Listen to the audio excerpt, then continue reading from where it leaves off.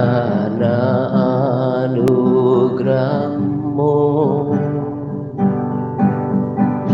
tiada satu pun dapat ku banggakan, semua karena cinta-Mu.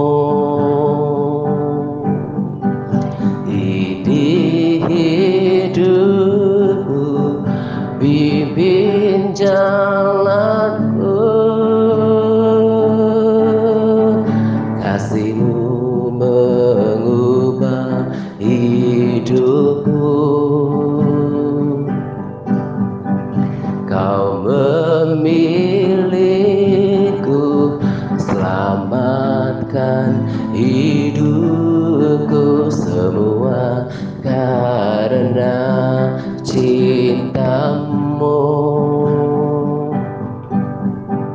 Di hidupku pimpin jalanku,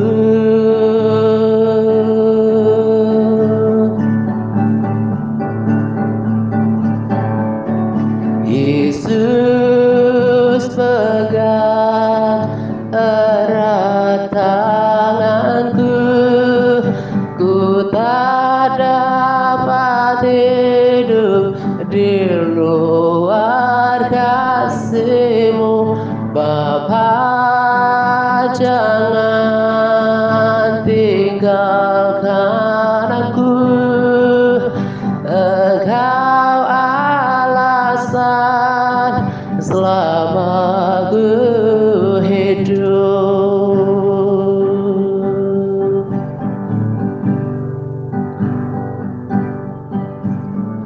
Ku hidup karena anugerah-Mu,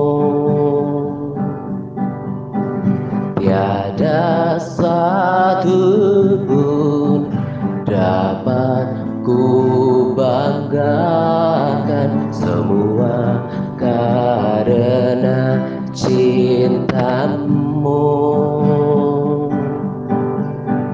Ini hidupku, pimpin jalanku, kasih-Mu mengubah hidupku. Kau memilihku,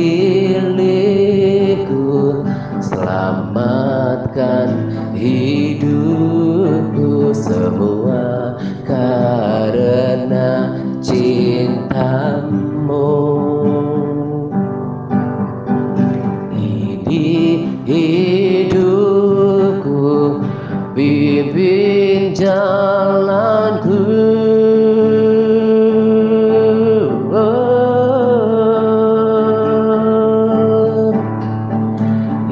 Yesus pegang erat tanganku, ku tak dapat hidup di luar kasih-Mu.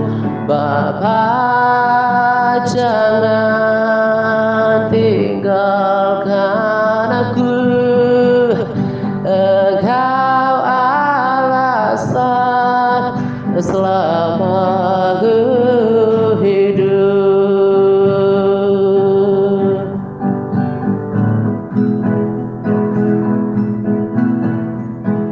Yesus pegang erat tanganku, ku tak dapat hidup di luar kasih-Mu.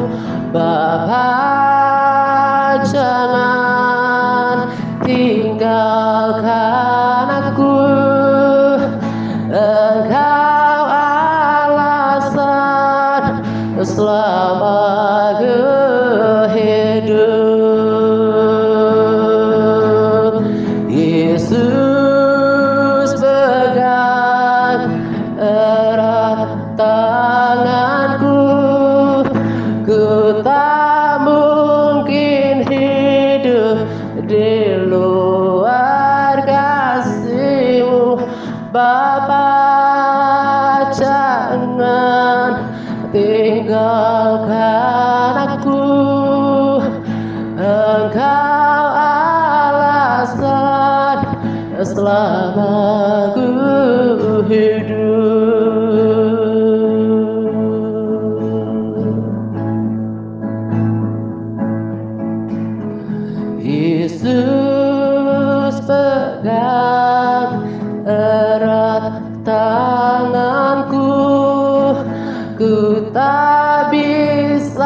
hidup di luar kasih-Mu.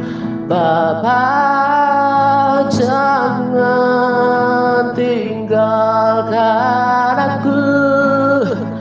Engkau alasan selama aku hidup. Yesus, pegang erat tanganku. Ku tak dapat hidup di luar kasih-Mu. Bapa, jangan tinggalkan aku. Engkau alasan selama ku hidup. Engkau alasan selama ku hidup. Engkau alasan selama ku hidup.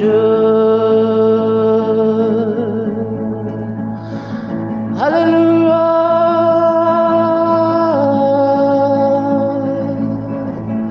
Haleluya. Aku bersyukur kepadamu ya Tuhan. Aku berterima kasih kepadamu. Oh yes Lord Jesus.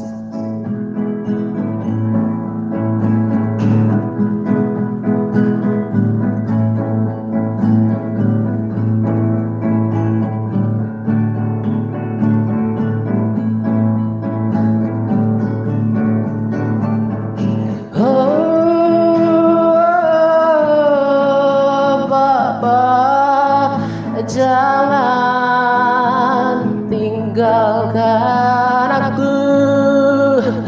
Engkau alasan selama ku hidup. Engkau alasan selama ku hidup. Engkau alasan selama ku hidup.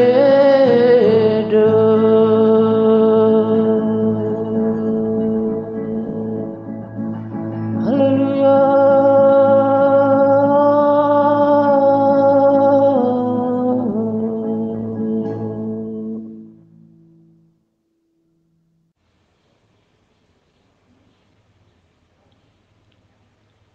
Shalom semuanya. Salam damai sejahtera untuk kita sekalian. Pada kesempatan ini saya akan berbagi sharing dari apa yang saya dapatkan dari persekutuan saya dengan Tuhan, dan tentunya selalu kembali kepada firman gitu ya, sebagai dasar kebenaran sejati. Tetapi sebelum saya membagikan tentang apa yang saya dapatkan untuk disampaikan kepada kita, saya mau adakan penekanan pesan penting dari rekomendasi video yang saya bagikan terakhir ini gitu ya, rekomendasi video belakangan ini, yaitu tentang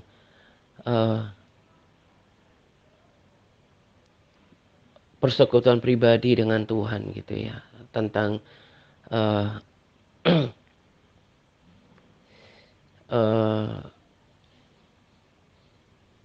di sini bukan fokusnya kualitas ya, tapi bagaimana menjadikan persekutuan pribadi dengan Tuhan itu sebagai prioritas dan mengalokasikannya pada waktu yang terbaik.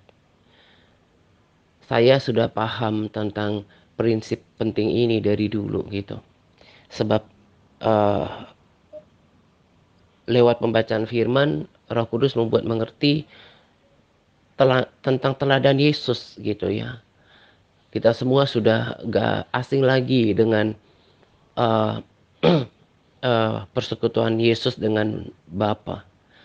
Dia selalu uh, menyediakan waktu yang terbaik, bahkan tempat yang terbaik untuk bersekutu dengan Allah Roh ya. Perhatikan kata-kata saya, Allah Roh itu uh, Bapa segala roh itu. Dia mencari tempat yang sepi, tempat yang sunyi, menyepi, berdiam diri, mencari wajah Allah, wajah Bapa, wajah Tuhan gitu ya. Pada pagi-pagi buta, uh, ketika orang masih tertidur, terlelap. Teladan itu juga diikuti oleh Daud yang mencari Tuhan di awal hari-harinya. Sebagaimana saya tekankan bahwa jangan menganggap gak penting, jangan menganggap sepele, jangan menganggap gak berguna kalau kita berdiam di hadirat Tuhan. Justru orang yang sudah memiliki kemampuan untuk berdiam diri di hadapan Tuhan itu sudah memiliki uh, kemajuan rohani yang di atas rata-rata. Nah, demikian juga orang Kristen yang ngerti banget untuk menempatkan dan mengalokasikan persekutuan pribadinya dengan Tuhan di waktu yang terbaik adalah orang Kristen yang udah paham tentang arti persekutuan dengan Tuhan. Kenapa saya uh, uh, perlu adakan penekanan tentang ini adalah karena saya rasa masih banyak di antara kita yang kalau berdoa pagi itu ya sebangunnya gitu ya. Saya paling anti dengan doa pagi itu, ini pribadi saya ya. Setelah bangun jam 6, jam 5 gitu ya, itu bagi saya gitu ya.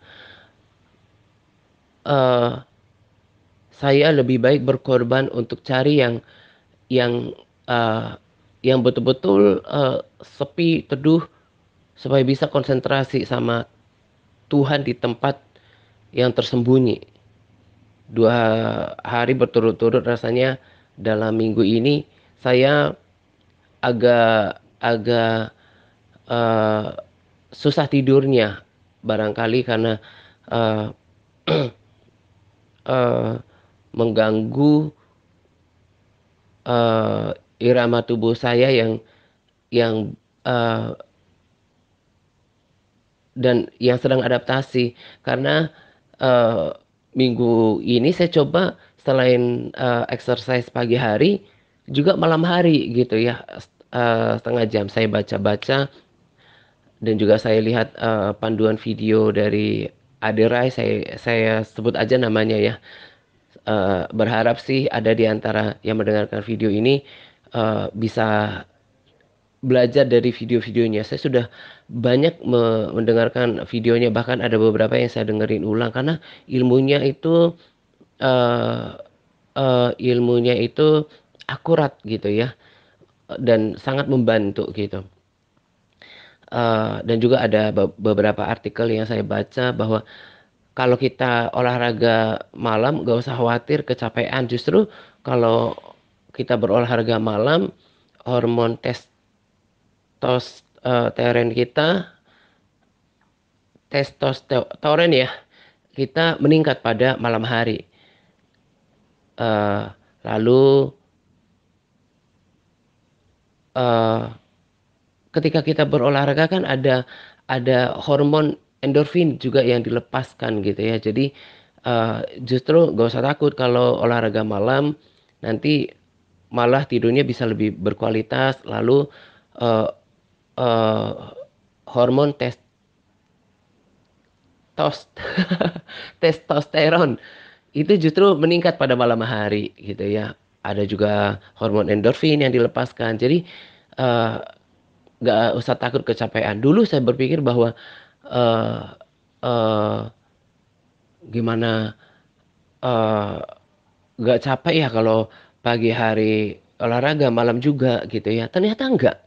Membuat badan kita eh, semakin bugar gitu ya. Memang di awal-awal butuh adaptasi. Sekarang saya sebelum tidur itu at least exercise atau olahraga latihan beban at least dengan tubuh sendiri seperti plank, seperti push ups, uh, crunches, sit up gitu ya untuk menurunkan gula darah dan itu membuat kualitas eh, tidur saya semakin baik gitu ya. Nah, eh, yang saya mau katakan sebetulnya bukan itu ya, itu kiranya juga menjadi ilmu buat kita gitu ya, karena saya sangat nikmati tubuh yang bugar itu membuat kita lebih lebih produktif gitu. Nah, ketika masa adaptasi itu, ini yang saya mau katakan bahwa saya lebih baik berjaga-jaga dulu at least 1 jam. Jadi agak agak susah tidurnya dalam fase adaptasi itu. eh Akhirnya bisa tidur jam 12 atau jam 1 ya. Itu udah berlalu sih fase adaptasinya. Saya lebih baik habis bagi menu rohani kepada kita. Saya berdoa dulu deh. Daripada saya eh eh, berdoa kesiangan. Itu bagi saya itu seperti ini bagi saya loh ya, seperti membuang-buang waktu gitu. Karena apa? Nggak bisa konsentrasi gitu, nggak bisa konsentrasi. Atmosfernya itu udah beda gitu. Yang doa kita di waktu gelap, Yesus itu kan selalu melakukan yang sempurna gitu ya. Dengan hari yang terang, ya beda kalau doa siang kan eh, itu jam doa tambahan saya gitu. Tapi persekutuan utamanya itu harus mengalokasikan di waktu yang terbaik, di awal hari gitu. Saya bahkan paksakan diri untuk berdoa minimal 1 jam baru benar-benar tidur. Nanti saat tidur baru membangun kerohanian lagi dengan berbahasa roh. Tapi kalau doa utama saya taruh di tempat yang terbaik, alokasi waktu yang terutama supaya saya bisa konsentrasi dan maksimal untuk bersekutu dengan Allah roh itu. Selalu ingat Allah roh itu. Jadi kita harus betul-betul bisa diam, tubuh jiwa roh kita bisa diam, tenang dan dibawa ke spiritual realm, kepada dimensi di mana kita bisa tenang dan duduk dan berdiam diri. Itu kan inti daripada persekutuan, bukan soal lamanya, tapi apakah dalam setiap doa kita itu ada persekutuan dengan Tuhan gitu. Nah, jadi saya mau tekankan di awal ini, perhatikan jam doanya. Jangan hanya berdoa itu seperti rutinitas, diprioritaskan dulu hal-hal yang lain. Bukankah firman Tuhan katakan bahwa cari dahulu kerajaan Allah dan kebenarannya, maka semuanya itu akan ditambahkan. Yesus sudah memberikan teladan. Daud sang pribadi yang berkenan itu sudah memberikan teladan. Selalu mencari Tuhan di awal-awal. Jadi kalau masih ada di antara kita yang uh, tidak mempersiapkan doa paginya gitu ya, dengan malam masih begadang, masih habiskan waktu yang nggak perlu dengan menonton video yang tidak membangun atau di depan televisi gitu ya. Saya uh, saya menasehatkan ya supaya ubah persekutuan, prioritas persekutuannya di tahun 2002 ini. Kalau nggak kuat nanti bisa lama-lama kendur, bahkan kehilangan api dengan Tuhan. Jadi perhatikan timingnya, perhatikan alokasi dan prioritas persekutuannya dengan Tuhan. Dan juga jangan jangan nanti berdoa ya nanti aja sebangunnya gitu ya. Jadi malam-malam ya begadang dulu, nonton yang habisin waktu kayak gitu ya, kayak nggak ada agenda yang penting di belakang di depannya gitu ya. Lalu eh, sebangunnya aja berdoa gitu. Itu itu itu bagi saya sangat mendukung kualitas persekutuan kita dengan Tuhan. Kalau saya sudah selalu sadar eh, bahwa nanti beberapa jam ke depan saya kan ada agenda penting gitu, melakukan persekutuan sama Tuhan. Jadi saya kalau kalau memang tidak ada hal yang harus dikerjakan, saya cepat-cepat berangkat tidur supaya nanti lebih bugar memulainya dengan persekutuan pribadi di awal itu. Dan tadi saya katakan, kalau saya melakukan persekutuan utama setelah udah bangun tidur jam 6, bahkan jam 5, saya pikir ada yang kurang gitu ya. Atmosfernya itu udah berbeda. Dan kesaksian Bukendi juga katakan bahwa jam-jam hadirat Tuhan itu ada di jam 2 sampai jam 4 kalau nggak salah. Itu atmosfer hadirat Tuhan itu sangat kuat di sana. Jadi kalau kita berhasrat mau ketemu Tuhan, memang harus mau berkorban, mencari wajah Tuhan di waktu awal, waktu yang terbaik, hari masih gelap. Ini bukan rumus saya pribadi, tapi oleh Roh Kudus kita mengerti bagaimana teladan Yesus, bagaimana juga teladan Daud gitu ya. Saya berharap orang yang mau saya berharap kita meneladani teladan contoh yang diberikan Yesus dan juga Daud supaya lebih kuat dalam menjalani hari-hari ini, semakin memiliki kualitas persekutuan dengan Tuhan gitu ya. Nah, biarlah setiap telinga yang mendengar, memperhatikan dan mengikutinya. Nah, itu yang saya mau bagikan di awal. Lalu eh, eh, pesan utama daripada sharing ini adalah tentang hati yang mau taat dan telinga yang mendengar.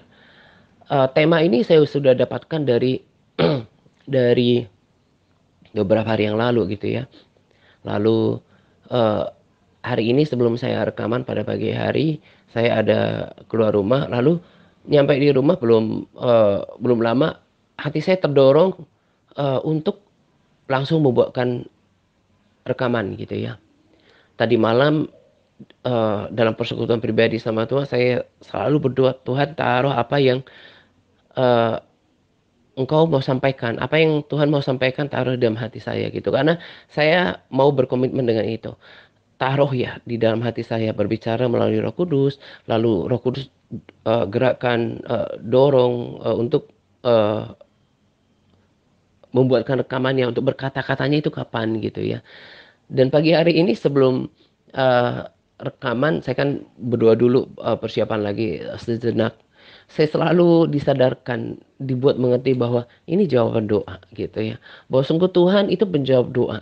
Tuhan dengar ketika tadi pagi ketika persekutuan pribadi, bahkan hari-hari sebelumnya saya selalu minta, Tuhan apa yang mau disampaikan? Apa yang mau disampaikan? Taruh di dalam hati saya gitu ya, dan biarkan Roh Kudus yang berkata-kata gitu. Saya terdorong bersemangat untuk membuatkan rekaman untuk sampaikan pesan ini kepada kita. Dan uh, uh, juga tema ini terkonfirmasi dari uh, uh, perkataan-perkataan oknum hamba Tuhan yang saya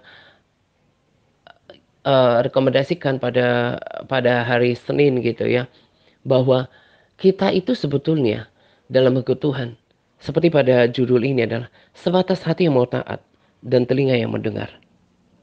Sebatas hati yang taat dan telinga yang mendengarkan. Ke, berkat, perlindungan, keselamatan, semua janji Tuhan itu akan terpenuhi sebatas kita melakukan bagian kita. Ada hati yang mau taat, ada telinga yang mendengarkan. Ada perkataan oknum hamba Tuhan itu pada video kan, kata-kata yang sederhana. Terlalu banyak kita orang Kristen gitu ya, sudah sering kali mendengar gitu, sudah sering kali dan berulang-ulang mendengarkan tentang kebenaran firman Tuhan, tentang perintah Tuhan, tentang ketaatan, baik kita yang ada di dalam komunitas ini maupun baik kita yang mendengarkannya di sini maupun ketika mendengarkan video di luar sana di YouTube gitu ya. Kita sudah sering dengarkan, sudah berulang-ulang, kita tahu itu. Tapi nggak punya hati yang mau taat dan telinga yang mendengarkan. Dan keselamatan, kematian kekal ini hanya sebatas ini. Kalau kita mau bersama dengan Tuhan dalam kekekalan atau binasa selamanya di dalam kengerian neraka, itu sebatas dua sikap hidup ini. Ada hati yang mau taat dan telinga yang mendengarkan. Ya kan? Di situ dikatakan sudah dengarkan tentang ini dan itu gitu ya. Udah sering dengarkan, udah berkali-kali. Tapi dia tidak punya respons hati yang bijaksana gitu. Dia biarkan saja uh, uh, kebenaran itu, perintah itu, peringatan itu berlalu sampai kemudian hatinya menjadi tidak peka dan menganggap biasa setiap perintah Tuhan. Padahal setiap perintah Tuhan itu adalah setiap perintah Tuhan itu adalah semuanya penting untuk diperhatikan. Makanya Yesus katakan bahwa perhatikan cara kamu mendengar. Jangan mendengar lalu berlalu begitu saja. Nanti lama-lama telinganya itu nggak peka gitu. Lama-lama hatinya itu tumpul gitu ya, nggak peka. Merasa biasa aja nggak taat. Nanti lama-lama juga setelah ada ketaatan tertentu yang diabaikan, lama-lama hatinya juga udah biasa dengan ketidaktaatan. Udah biasa dengan uh, uh, ya kan kalau orang tadinya pas pertama kali berbohong misalnya atau mencuri misalnya, itu mungkin deg-degan dulu. Tapi lama-lama getaran itu semakin gak kerasa ketika dia biasa melakukannya. Itu sangat membahayakan keselamatan orang. Sambil saya persiapkan sharing ini, saya uh, teringat dengan ayat-ayat firman Tuhan yang mendukung apa yang saya dapatkan dari persekutuan dengan Tuhan tadi yang saya bilang. Bagaimana tentang teladan hidup Yosua dan Kaleb gitu ya. Di Capas saya katakan bahwa saya bagikan bahwa di Bilangan 32 ayat 11 bahwasanya orang-orang yang telah berjalan dari Mesir yang berumur 20 tahun ke atas tidak akan melihat negeri yang kujanjikan dengan bersumpah kepada Abraham, Ishak dan Yakub karena mereka tidak mengikut aku dengan sepenuh hati. Nah, sementara Bilangan 32 ayat 12 berkata, kecuali Kaleb bin Yefune, Kaleb bin Yefune, orang Kenas itu dan Yosua bin Nun, sebab keduanya mengikut Tuhan dengan sepenuh hatinya. Pada waktu itu, Yosua 14 ayat 9, pada waktu itu Musa bersumpah. Katanya, sesungguhnya tanah yang diinjak oleh kakimu itu akan menjadi milik pusakamu dan anak-anakmu sampai selama-lamanya. Sebab engkau mengikuti Tuhan Allahmu dengan sepenuh hati. Nah, jadi kedua tokoh ini mengikut Tuhan dengan sepenuh hati.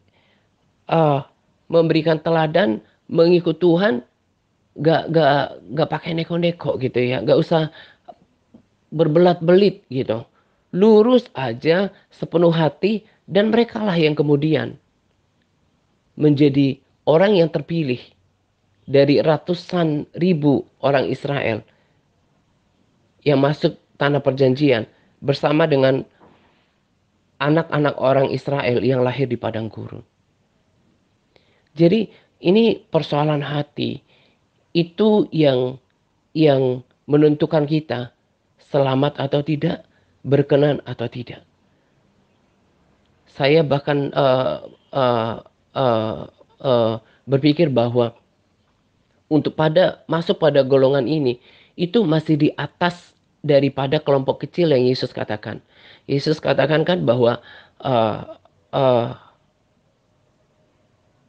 sebab sesaklah pintu dan sempitlah jalan yang menuju kepada kehidupan dan sedikit orang yang mendapatkannya. Saya menurut saya ya, yang saya pahami, bahkan kategori orang yang mengikut Tuhan dengan sepenuh hati ini itu jauh lebih kecil daripada kelompok kecil lagi, daripada kelompok kecil yang dimaksudkan oleh firman itu. Orang yang mengikut Tuhan dengan segenap hati itu nggak banyak. Tetapi orang yang sungguh-sungguh mengikuti Tuhan dengan sepenuh hati, itu akan dapatkan yang terbaik daripada Tuhan. Menjadi orang yang berkenan di hadapan Tuhan dan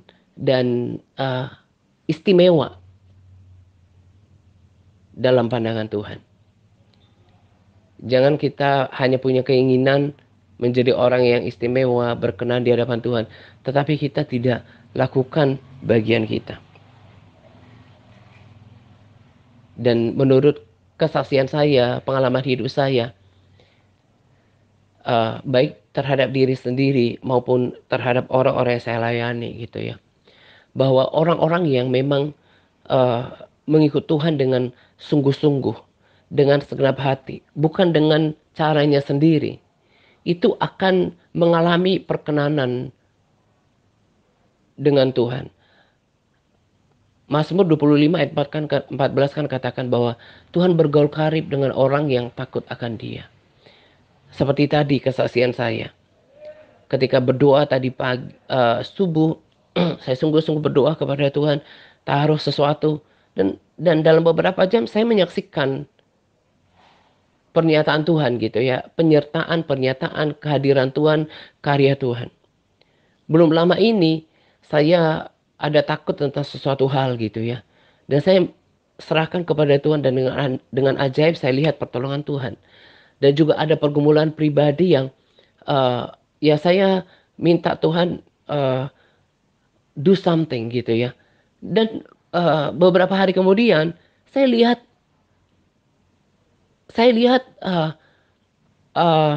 karya Tuhan gitu. Memang bukan kali pertama itu saya gumulkan, sudah beberapa tahun sebelumnya. Dan waktu Tuhan itu memang waktu yang terbaik gitu. Dan bahkan ada hal-hal yang sederhana yang saya saksikan, saya rasakan berjalan dengan Tuhan. Dan Tuhan itu terasa dekat dengan diri saya. Ada damai sejahtera, tidak ada ketakutan yang berlebih gitu ya. Ada ketenangan batin. Itu kan sebagai buah daripada perkenanan Tuhan atas hidup kita. Merasakan kedekatan dengan Tuhan. Saya dalam hati saya udah lama berprinsip, saya boleh ketinggalan nubuatan atau pesan Tuhan atau atau mimpi yang paling akurat di luar sana. Itu tidak pernah menjadi masalah buat saya. Dan saya tidak sedang berkata itu nggak penting gitu ya. Tapi yang terpenting daripada itu, saya memiliki persekutuan yang akrab dengan Tuhan. Saya memiliki kedekatan dengan Tuhan. Karena orang kalau sudah merasakan itu dengan Tuhan, gak perlu khawatir ditinggal oleh Tuhan. Karena sederhananya kan sehari-hari mengalami Tuhan. Setiap detik mengalami Tuhan. Masa nanti kalau tiba-tiba Tuhan datang terus ditinggalkan orang yang dia sendiri bergaul dengan orang itu? Gak mungkin lah. Gak mungkin. Jadi aman di dalam Tuhan. Yang penting setiap hari adalah tetap menjaga persekutuan dengan Tuhan, merasakan kedekatan dengan Tuhan. Gak perlu pusingkan kapan dia akan datang. Bahkan kapan diri saya meninggal, gak perlu.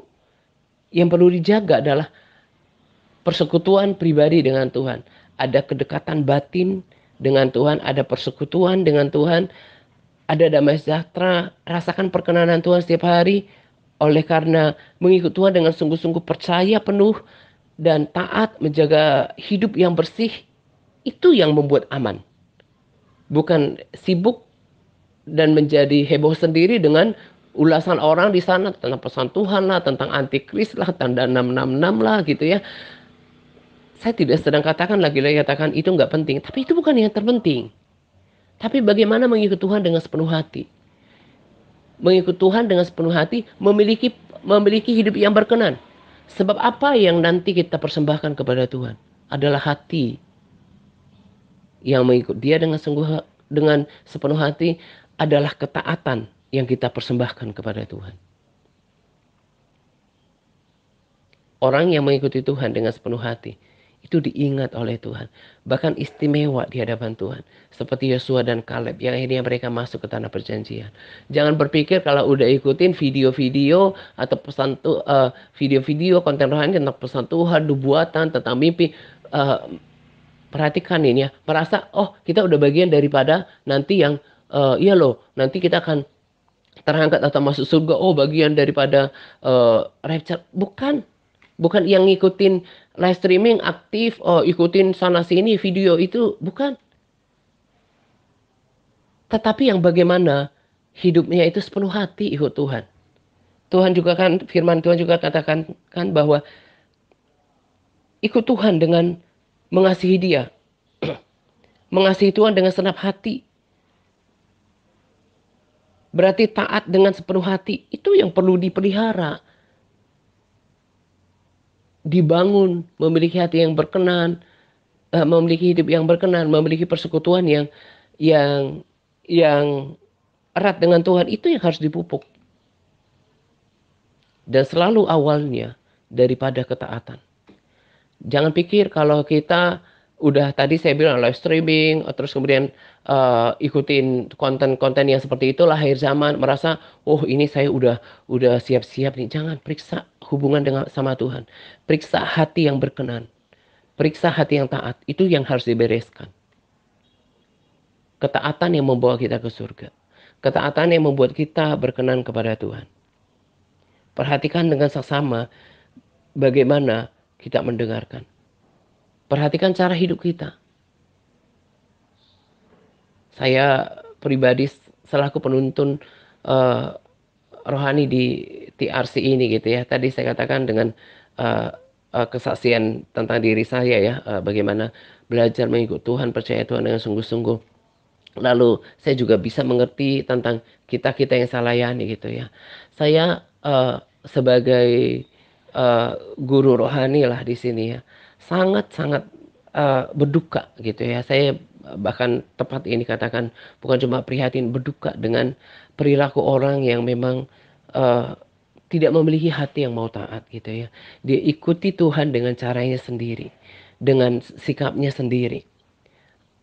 Dan yang saya saksikan, yang saya rasakan tentang hidup orang ini, gak betul-betul yang mengecap, merasakan kedekatan Tuhan yang maksimal. Ya ikut Tuhan Yesus dengan pengertian bahwa siapa sih yang gak mau selamat? Jelas Tuhan adalah satu-satunya jalan keselamatan. Dia berjuang hanya sebatas prinsip itu. Dia tetap jadi orang Kristen yang live streaming gitu ya. Ya ikutin mungkin tentang perkembangan yang antikris atau macam-macam lah konten di sana. Hanya sebatas itu. Jadi hubungannya sama Tuhan itu jauh. Gak ada ikatan batin. Gak ada kedekatan hati. Cuma ikut aja seperti orang lingkaran luar. Itu disebabkan oleh apa? Hatinya yang tidak melekat kepada Tuhan. Hatinya gak berpaut kepada Tuhan. Ikut Tuhan pakai caranya sendiri. Gak ikutin betul-betul sesuai dengan firman Tuhan. Padahal kalau kita ikuti Tuhan menurut cara firman Tuhan, kita bukan cuma dapatkan damai sejahtera tadi, kita akan dapatkan Tuhan itu sendiri. Kalau sudah dapatkan hati Tuhan itu sendiri, Tuhan akan tinggalkan kita, gak bakalan. Bahkan kita menjadi orang yang berkenan kepada Tuhan. 1 Raja-Raja 6 ayat 61 katakan, dan hendaklah kamu berpaut kepada Tuhan Allah kita dengan sepenuh hatimu, dan dengan hidup menurut segala ketetapannya, dan dengan tetap mengikuti segala perintahnya seperti pada hari ini. Jadi bagaimana realita mengikut Tuhan dengan sepenuh hati ya? Gak jauh-jauh dengan ketaatan kepada segala perintah Tuhan. Yang membuat Tuhan jauh yang membuat Tuhan tidak menyatakan dirinya lebih akrab, yang membuat Tuhan tidak bergaul karib dengan seseorang? Apakah Tuhan sendiri?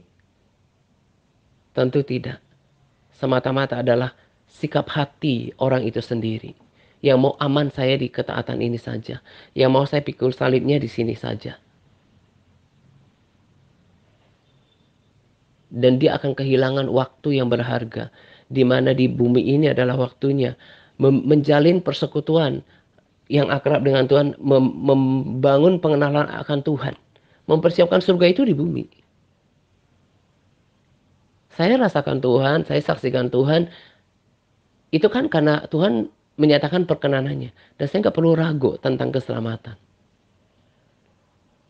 Karena saya rasain Tuhan di dalam hidup. Terus nanti Tuhan tiba-tiba datang, lupa dengan orang dia bergaul. Dengan orang yang dia nyatakan perkenanannya. Terus saya meninggal, terus tiba-tiba Tuhan gak ingat. Gak mungkin. Hati yang sepenuh hati mengikut dia, itu menggetarkan hati Tuhan. Kerinduan saya tadi saya katakan sebagai guru rohani, saya rindu sekali. Setiap kita itu sampai kepada dimensi ini, sampai pada taraf ini.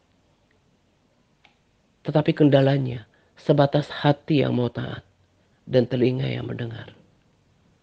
Masih ada waktu untuk kita. Saya kemarin lihat ada judul, cuma judul sih dari salah seorang oknum hamba Tuhan yang juga saya rekomendasikan videonya. Berani taat gak di tahun ini? Yang Tuhan minta dari dulu itu taat. Kalau nggak taat ya, Tuhan nggak suka dengan orang yang nggak taat.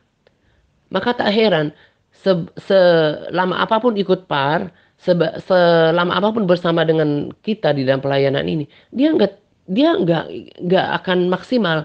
Dia nggak terus menaik pada taraf kedekatan bersama Tuhan. Biasa aja seperti tadi saya bilang, seperti orang Kristen orang luar. Ya ikut Tuhan, percaya Yesus, tapi jauh gitu. Jauh dari Tuhan itu sendiri. Apalagi kalau saya perhatikan dengan usia orang tertentu gitu ya. Kasihan sekali kapan ini bisa mengalami. Karena saya rasakan. Seperti yang saya rasakan gitu ya. Nggak cuma ikut-ikut Tuhan. Terus telinganya disenangkan dengan hal-hal yang cuma mengundang uh, uh, sensasi gitu ya. Tapi rindu sekali setiap orang bisa mengikuti dan merasakan apa yang saya rasakan. Pada dimensi di mana kita sama Tuhan itu memiliki kedekatan batin. Memiliki persekutuan bukan cuma hati tapi pikiran. Kita ngerti pikiran Tuhan apa. Kita harus tahu kita ini menyenangkan hati Tuhan apa tidak. Jangan seperti orang Kristen yang luar. Sementara Tuhan itu mau bergaul karib gitu loh. Tapi dibatasi oleh hati kita yang bebal. Hati kita yang mengeraskan hati. Menganggap remeh perintah Tuhan. Saya mau ikuti Tuhan dengan caraku sendiri aja. Kiranya diselamatkan. Tapi saya sangat yakin bahwa tak mungkin perkenanan dan menjadi sesuatu yang istimewa di hadapan Tuhan.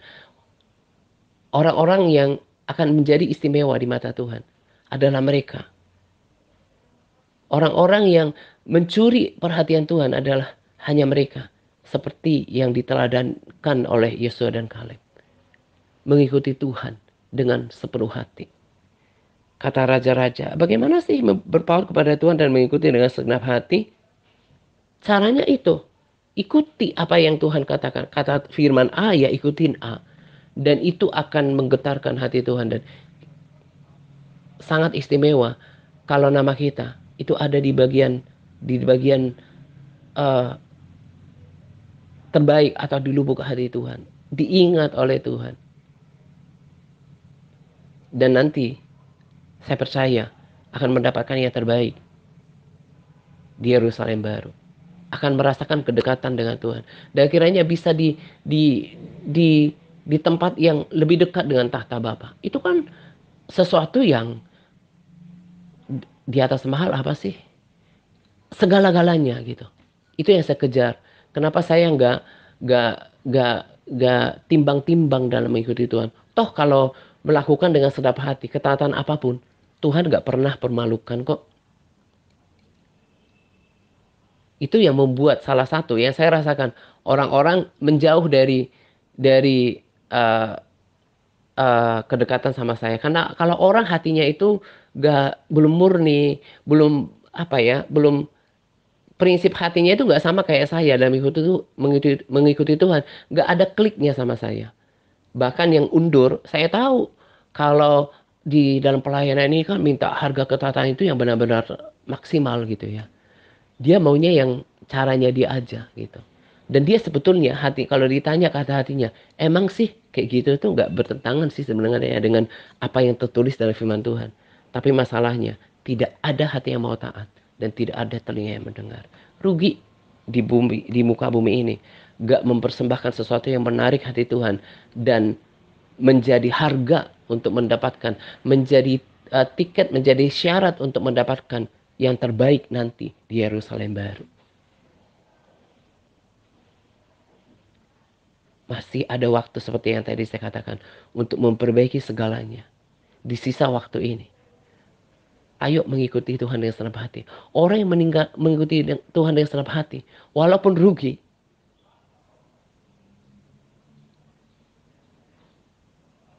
secara materi, walaupun berkorban secara ego, tapi tidak akan rugi dalam harta rohani. Itu kerinduan terbesar saya salah satunya loh. Bagaimana orang-orang yang saya layani itu sampai namanya pada tahap mengasihi Tuhan. Tahap sepenuh hati gitu. Karena kalau kita udah berada di lingkungan ini, di lingkaran ini, ngikut Tuhan itu akan nikmat gitu. Kita betul-betul sadar kita sedang mempersiapkan kekekalan dan selalu ada hadirat Tuhan, ada kedekatan batin, ada gairah, ada semangat dalam Tuhan. Sementara orang yang mengeraskan hatinya itu lama-lama jauh daripada hadirat Tuhan. Tetap orang Kristen sih, ngikutin kontrol rohani bahkan di luar sana. Tapi tidak mengubahkan hatinya. Tidak membawa hatinya semakin mengalami Tuhan. Biasa aja. Orang Kristen tetap orang Kristen. Fanatik mungkin iya. Karena itu, di tahun 2022 ini, miliki hati yang mau taat. Jangan biasa mendengar dan menganggap lalu.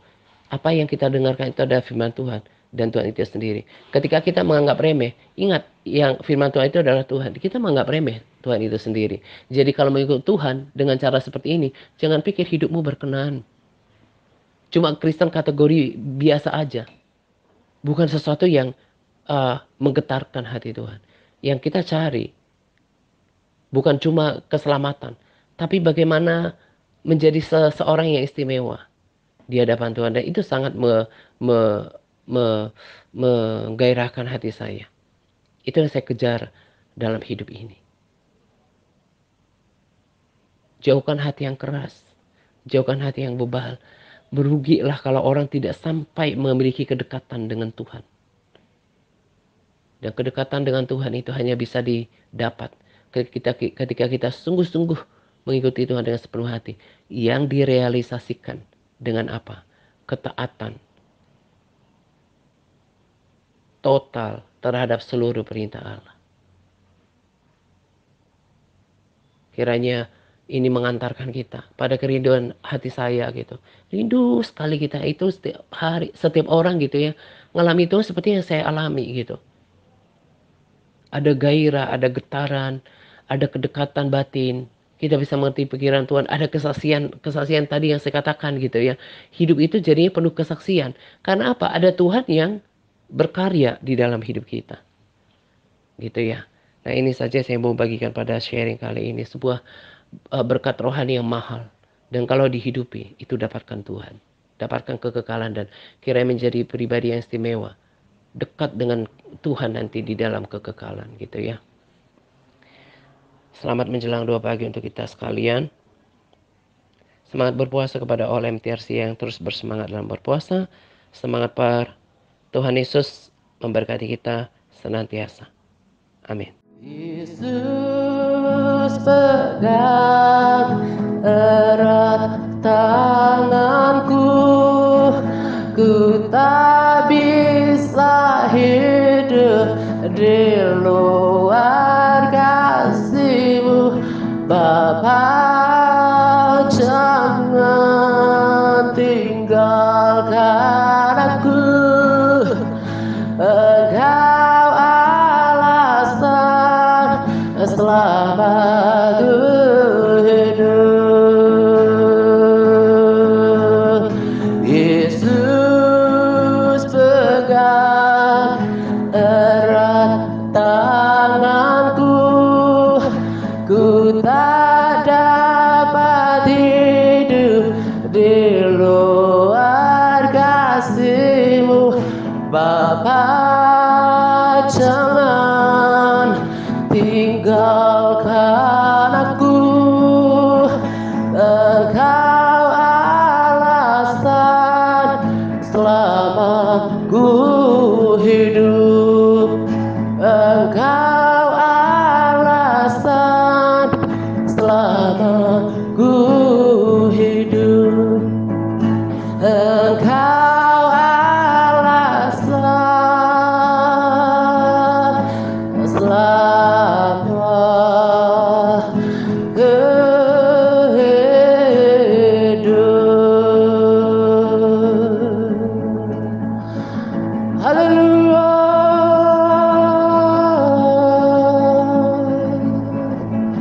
Haleluya. Aku bersyukur kepadamu ya Tuhan. Aku berterima kasih kepadamu. Oh yes Lord Jesus.